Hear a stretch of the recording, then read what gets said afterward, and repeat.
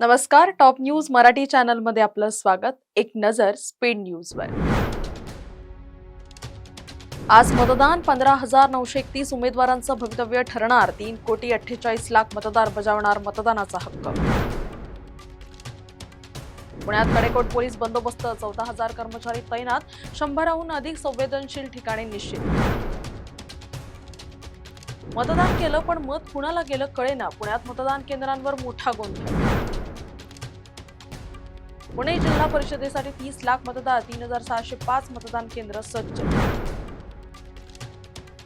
मतदार याद्यात अजूनही गोंधळ. प्रभाग बदलले. कुटुंबातील नावं वेगवेगळ्या केंद्रांवर.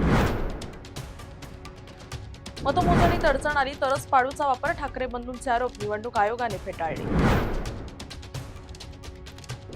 अराजक म्हणजे राजा नसणे. महापालिका निवडणुकीत मतदान करताना मोहन भागवत यांचं महत्त्वाचं विधान.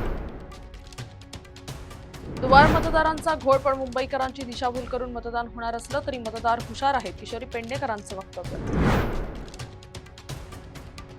हिंजवडीतील बड्या आयटी कंपनीकडून महिला कर्मचारी वाऱ्यावर. हिंजवडी आयटी पार्कमधील एका बड्या कंपनीने केलं मातृत्व लाभ कायद्याचं उल्लंघन. नीट पीजीच्या कटऑफला कात्री. 0% असलं तरी राखीव प्रवर्गास प्रवेश. राज्यातील 29 महानगरपालिकांसाठी आज मतदान होत असून छत्रपती संभाजीनगर, नाशिक आणि धुळ्यासह अनेक ठिकाणी ईव्हीएम बिघाडामुळे मतदानाची प्रक्रिया विस्कळीत. टॉप न्यूज मराठीच्या टॉप स्पीड न्यूजमध्ये आता इथेच थांबूयात. ताज्या बातम्या आणि घडामोडींसाठी पाहत राहा टॉप न्यूज मराठी. आपला महाराष्ट्र, आपली बातमी.